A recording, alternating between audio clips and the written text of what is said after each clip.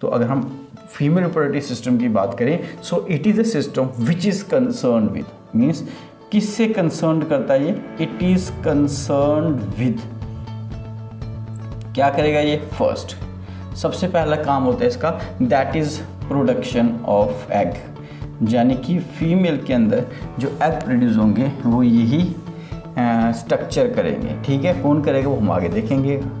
उसके बाद female reproductive system is concern with the process of fertilization. Second आ गया कि ये और क्या काम करेगा, ये काम करेगा फर्टिलाइजेशन का, यानी कि जब एग और स्पर्म फ्यूज़ करते हैं उस प्रोसेस को बोलते हैं फर्टिलाइजेशन। और उस फर्टिलाइजेशन के दौरान क्या प्रोड्यूस होगा, ये मान लो एग आ गया, ये किससे फ्यूज़ करेगा, स्पर्म से, तो जो पहला सेल बनेगा दैट इज़ कॉल्ड जाइगोट। तो ये जो जाइगोट बनता है ये हर एक सेक्सुअली रिप्रोड्यूसिंग ऑर्गेनिज्म का पहला सेल है। दुनिया का हर ऑर्गेनिज्म इसी सेल से बना है। और ये सेल कहाँ बनेगा, ये इसी फीमेल रिप्रोडक्टिव सिस्टम के अंदर ही डेवलप होगा, फैलोपियन ट्यूब के अंदर होगा, यानी कि ये भी किसी का काम है, किसका, फीमेल रिप्रोडक्टिव सिस्टम का।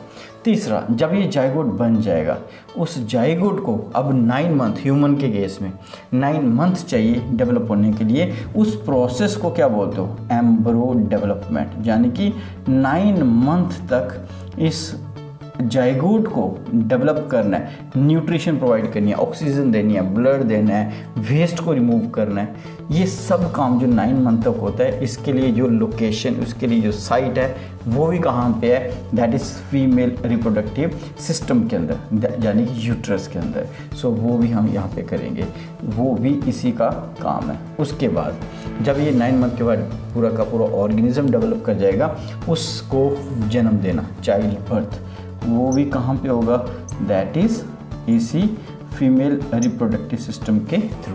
कितने काम करें। इसके अलावा अब फीमेल जो होते हैं एट द एज ऑफ 12 साल के बाद या फिर 11 साल के बाद फीमेल के अंदर साइकिल स्टार्ट हो जाएगा, जो शो करता है कि अब वो एडल्टहुड में आ चुके हैं। वो उसके बाद फीमेल के अंदर चेंजेस आना शुरू होते हैं, है ना। तो वो जितने भी चेंजेस फीमेल के अंदर आते हैं, it is the hormonal changes. और वो हार्मोन भी कहाँ पे रिलीज़ होगा, कौन ही रिलीज़ करेगा, वो भी यहाँ पे ही रिलीज़ होंगे, दैट इज़ ओवरी रिलीज़ करेंगी। और ऐसे हार्मोन जैसे बात करते हैं प्रोजेस्टेरोन, नाम सुने होंगे, नहीं सुने होंगे तो हम यहाँ पे बताएंगे आपको, है ना, एस्ट्रोजन, ये सब जो हार्मोन्स हैं फीमेल रिप्रोडक्टिव सिस्टम में डेवलप होंगे और इनका बहुत ज़्यादा रोल होता है इन सभी काम में, प्लस फीमेल में मैच्योरिटी लाने के लिए, फीमेलनेस लाने के लिए, तो वो भी ये करेंगे। तो देखो आप कितना सारा काम जो फीमेल रिप्रोडक्टिव सिस्टम है वो कर रहा है। तो ये सभी आपके सिलेबस के अंदर, ठीक है ना, वहीं से हम आपको पढ़ा रहे हैं। तो साथ साथ डायग्राम भी देखेंगे, साथ साथ इनके फंक्शन भी देखेंगे। अभी तक हमने क्या किया कि what is the function of the female reproductive system, कि फीमेल रिप्रोडक्टिव सिस्टम बना किस लिए। तो वो बना किसके लिए, मैं डिफरेंट कलर से बता देता हूँ आपको।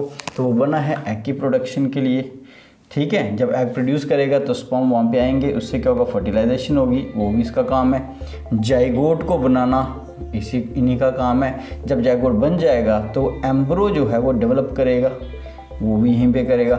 जब एम्ब्रो डेवलप कर जाएगा तो जब टाइम होगा तो चाइल्ड बर्थ का, वो भी इसी सिस्टम के थ्रू होगा। और इनका काम होता है सेक्स हार्मोन्स को रिलीज़ करना, that is progesterone and oestrogen. तो ये सभी काम फीमेल रिप्रोडक्टिव सिस्टम के। तो अब हम आते हैं एक एक करके जितने भी ऑर्गन्स हैं फीमेल रिप्रोडक्टिव सिस्टम के अंदर, उनको डिस्कस करते हैं। So female reproductive system consist of following parts. अगर हम देखें कौन कौन से पार्ट्स हैं इसके जो फीमेल रिप्रोडक्टिव सिस्टम के और कौन कौन से हम डिस्कस करने जा रहे हैं, तो ये हैं इसके मेन पार्ट्स। अगर हम बात करें फर्स्ट पार्ट, जो सबसे प्राइमरी बोल सकते हो पार्ट है, that is the ovary.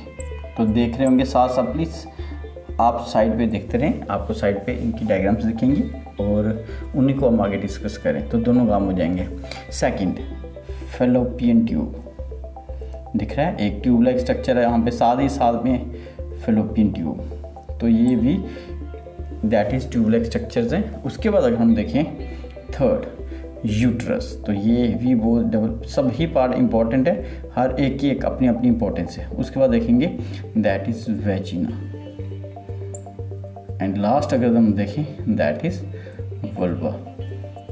So these are the 5 parts that we are going to discuss, जो हम अभी डिस्कस करने वाले हैं यहाँ पे तो एक एक करके अगर हम देखें सभी पार्ट्स को, फर्स्ट हम बात करेंगे ओवरी की। तो ओवरी क्या है, कितने नंबर में है, इनकी बात करेंगे। तो सबसे पहले ओवरी की बात करें। सो ओवरी है क्या, तो ओवरी क्या है, ये प्राइमरी सेक्स ऑर्गन है। क्या है ये, प्राइमरी सेक्स ऑर्गन। सबसे पहले बात आ गई प्राइमरी सेक्स ऑर्गन, क्यों बोला इसको primary sex organs, because it is concerned with the formation of sex cells. तो ये सेक्स सेल्स को बनाती है, और सेक्स सेल्स कौन से होते हैं, एग। और वो एग जो है उसी के लिए तो सब ये गेम हो रही है। इट मीन्स ये जो एग है यही एक प्राइमरी सेल है जिसकी मदद से सेक्सुअल रिप्रोडक्शन होगी। अगर ये नहीं होंगे तो सेक्सुअल रिप्रोडक्शन कैसे होगी, it means it play an important role in the sexual reproduction. और and this organ ovary is concern with the production of egg, that's why it is called as primary sex organs. उसके अलावा मैंने आपको बोला था कि ये जो ओवरीज होते हैं ये प्रोडक्शन करते हैं किसकी, हार्मोन्स की। तो मैंने अभी बोला था कि सेक्स हार्मोन्स वो भी कौन प्रोड्यूस करेगा, वो करेंगे ओवरीज, जिसके नाम मैंने ऑलरेडी पिछले बताए थे आपको, प्रोजेस्टेरोन एंड एस्ट्रोजेंस। साथ ही साथ अगर हम ओवरी की और बात करें, सो ओवरी कितने नंबर में है, इट इज़ 2 इन नंबर। तो इसका नंबर जो है 2 होते हैं। अब थोड़ा सा डिफरेंस है, ओवरीज और testis both are the primary sex organs. लेकिन अगर हम बात करें ओवरीज की, they are not present outside the body, they are present inside the body. तो ये बॉडी के अंदर प्रेजेंट होते हैं, क्योंकि इनको एग फॉर्मेशन के लिए टेम्परेचर कम नहीं चाहिए, ये बॉडी टेम्परेचर में ही फॉर्मेशन कर सकते हैं। लेकिन मेल की केस में ऐसा नहीं था। दो आ गई। सो कहाँ पे प्रेजेंट होता है, इन द पेल्विक रीजन। ठीक है, ये पेल्विक जो रीजन होता है वहाँ पे प्रेजेंट होते हैं। तो पेट में, ये पेट के आगे पीछे अंदर प्रेजेंट होता है, एब्डोमेन में। नेक्स्ट बात आ गई कि जो ओवरीज हैं कैसे हैं, आप बोल सकते हैं ऑलमोस्ट आलमंड शेप। ये आलमंड शेप की बोल सकते हो, ये आलमंड शेप। तो सिंपल एक एक वर्ड में आप देख सकते हो कितना बड़ा आपका क्वेश्चन डेवलप हो गया। सो सबसे इम्पॉर्टेंट जो पॉइंट थे मैंने लिख दिए, नंबर लिख दिया, लोकेशन लिख दी, शेप लिख दी, और इसका फंक्शन भी लिख दिया। तो ये हो गया आपका ओवरीज के बारे में। अब हम बात करेंगे next, that is fallopian tube. तो अब साथ इस स्ट्रक्चर को देखें, जो हमारे यहाँ पे स्ट्रक्चर है, तो वहाँ पे देख रहे होंगे ओवरी जो है एक बिल्कुल आलमंड शेप स्ट्रक्चर है ना, बिल्कुल एग की तरह स्ट्रक्चर है। अब उसको एक स्ट्रक्चर में पकड़ के रखो, ऐसे तो बहुत ज़्यादा इसके अंदर डिटेल है, फिर मेरे यहाँ उतना नहीं करोगे। सो यहाँ पे ओवरी ख़त्म हो रही है और वहाँ से एक ट्यूब स्टार्ट हो रही है, और एंड दैट जो आप यहाँ पे देख रहे हो, that tube is called as fallopian tube. Okay, so fallopian tube भी कितनी होंगी, 2 होंगी। क्यों, क्योंकि ओवरीज 2 हैं तो फैलोपियन ट्यूब भी 2 होंगी। तो है क्या ये जो है ये एक ट्यूब लाइक स्ट्रक्चर है। क्या है, ट्यूब लाइक स्ट्रक्चर, तभी तो इसका नाम डाला ट्यूब। तीसरी बात है कि इसका फंक्शन क्या होता है। इसका काम होता है कि जो एग और स्पर्म्स जो फ्यूज़ करते हैं उस प्रोसेस को बोलते हैं fertilization. So it is site of fertilization, यानी कि यही जगह है यहाँ पे फर्टिलाइजेशन होगी। ध्यान से सुनना कि अगर स्पर्म यूट्रस के अंदर है या फिर वेजिना के अंदर और वहाँ पे एग होगा, इनका मिलन नहीं हो सकता। इनका मिलन जो है वो इसी फैलोपियन ट्यूब के अंदर होगा। यानी कि एग अगर फैलोपियन ट्यूब में और वहाँ पे स्पर्म पहुँचेगा तब जाके फर्टिलाइजेशन होगी। तो कितना इंपॉर्टेंट है, तो that is the site of fertilization. ठीक है, अगर स्पर्म कहीं और है और एग वहाँ से निकल गया और रास्ते में कहीं पे मिलते हैं यूट्रस में, वेजिना में, तो वहाँ पे कभी भी फर्टिलाइजेशन नहीं हो सकती, जाइगोट बन ही नहीं सकता। इट मीन्स यहाँ पे स्पर्म का पहुँचना बहुत ही जरूरी है। तो ये होती है साइट ऑफ फर्टिलाइजेशन। ओके, अब बात करते हैं हम third part, that is the uterus. अगर हम यूट्रस की बात करें तो आप देखेंगे यूट्रस क्या है। तो यूट्रस जो है वो ये अलग ही शेप का है। तो ये नंबर इसका देखेंगे, that is 1 in number. Okay, 1 in number. तो नंबर देख लो एक ही है। अब ये बनता कैसे है, तो 2 फैलोपियन ट्यूब जो एक इधर से आती है, एक लेफ्ट से एक राइट से, दोनों फ्यूज़ करती हैं और फ्यूज़ करने से जो स्ट्रक्चर बनता है उसको बोल सकते हो यूट्रस। शेप कैसी होती है इसकी, अगर हम बात करें शेप की, ऑलमोस्ट ये ट्रायंगुलर शेप होता है। ठीक है, या फिर पियर शेप बोल सकते हैं, ट्रायंगुलर और पियर शेप। पियर पता है, नाशपाती जो होती है उसकी शेप का आपको देखेगा। मीन्स इसकी शेप अगर आप देखोगे इस तरह से होगा, ये इस तरह से। ठीक है, तो ये जो स्ट्रक्चर है ये हो गया आपका, that is uterus. 2 point. Third point आ गया कि जो आपके लिए बड़ा इंपॉर्टेंट है कि यहाँ पे इसका काम क्या है।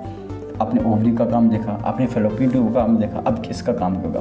तो जो यूट्रस होता है, it is a site of एम्ब्रो development, site of एम्ब्रो development, यानी कि जो एम्ब्रो डेवलप करेगा। एम्ब्रो कौन सा होगा? इसी जाइगोट से जब एम्ब्रो बनेगा तो तभी बनेगा ना, उसको अगर जगह मिलेगी, खाना कुछ मिलेगा, फूड मिलेगा, ऑक्सीजन मिलेगी, न्यूट्रिशन मिलेंगे, ये सब काम जो होता है वो यूट्रस प्रोवाइड करेगा। यानी कि वो जो आपका कोई भी यहाँ पे जाइगोट होगा वो यहाँ पे आके चिपक जाएगा इस जगह।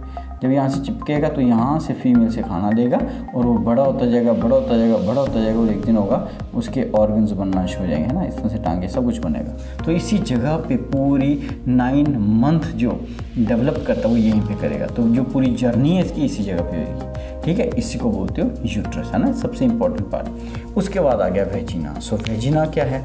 वेजिना अगर हम बात करें तो वेजिना एक बहुत से ट्यूब लाइक स्ट्रक्चर है। ये भी क्या एक ट्यूब लाइक स्ट्रक्चर है। इस तरह से अगर देखोगे यहाँ से यूट्रस खत्म होगा, उसके आगे का जो पोर्शन है वहाँ पे अगर आप देखोगे तो क्या स्ट्रक्चर होगा? That is vagina. अब ये वेजिना जो है ये ट्यूब लाइक स्ट्रक्चर है। नियर अबाउट अप्रॉक्सीमेटली बोल सकते हैं ये 9 सेंटीमीटर तक हो सकता है, ठीक है। और इसको आप बोलते हो दैट इज बर्थ ट्यूब। क्या बोलते हैं उसको? बर्थ ट्यूब का नाम देते हैं। तो क्यों बोलते हैं इसको बर्थ ट्यूब? क्योंकि ये वही ट्यूब है, यहाँ से बच्चे का जन्म होता है, वो इस दुनिया में आता है। और जब ये वहाँ से आएगा, जब यहाँ से आता है, क्योंकि ये ट्यूब तो छोटी है बच्चे का, तो इस यहाँ पे ये जो स्ट्रक्चर दिख रहे हैं, ये फोल्ड दिखते हैं, ये फोल्ड ओपन होते हैं, जैसे स्टोमक होता है। स्टोमक जितना मर्जी खाना डालेंगे फोल्ड उसके खुलते थे, वो बड़ा होता है। तो उसी तरह से यहाँ पे ये जो स्ट्रक्चर्स हैं ये फ्लेक्सिबिलिटी प्रोवाइड करता है। फ्लेक्सिबल स्ट्रक्चर होता है, काफ़ी ज़्यादा सिक्रीशंस होती हैं उस दौरान यहाँ पे, जिसके कारण जो चाइल्ड है बड़े आराम से वो यहाँ पे पर्चुएशंस कर सकता है, चाइल्ड बर्थ हो सकता है। सो दिस इज़ द बोल सकते हो साइट फॉर चाइल्ड बर्थ। ये एक ऐसी जगह यहाँ से बच्चे का जन्म होगा उस दुनिया में आएगा। Last part that is vulva. So what is vulva? Vulva it is nothing only the last part of the female reproductive system. ये स्लिट हो सकती है, ठीक। तो ये थे हमारे बोल सकते हो different organs of the female reproductive system. तो इन सब के कारण ही हम बोल सकते हैं कि जो सेक्सुअल रिप्रोडक्शन है वो पॉसिबल हो सकती है, ठीक है। और जो फीमेल है उनके अंदर मैच्योरिटी भी आती है, और जो फीमेल है उनके अंदर जो साइकिल्स हैं वो इन्हीं सभी हार्मोन्स सिस्टम के कारण ही पॉसिबल हो सकता है। सो आई होप कि जो हमने ये स्टार्ट किया था फीमेल रिप्रोडक्टिव ऑर्गन्स आपको समझ आ गया। इसके साथ ही हम नेक्स्ट क्वेश्चन स्टार्ट करेंगे दैट इज़ फर्टिलाइजेशन। होप कि आप सबको ये जो सीरीज है स्टार्ट की है अच्छा लग रहा है। आप कमेंट में ज़रूर लिखिए, अगर आपको और यूनिट की भी सीरीज़ चाहते हैं तो वो लिखें, हम उसके ऊपर भी काम करेंगे और आपको ज़रूर ऐसे ही वीडियोस आगे अपलोड करते रहेंगे। Thank you very much. Thank you.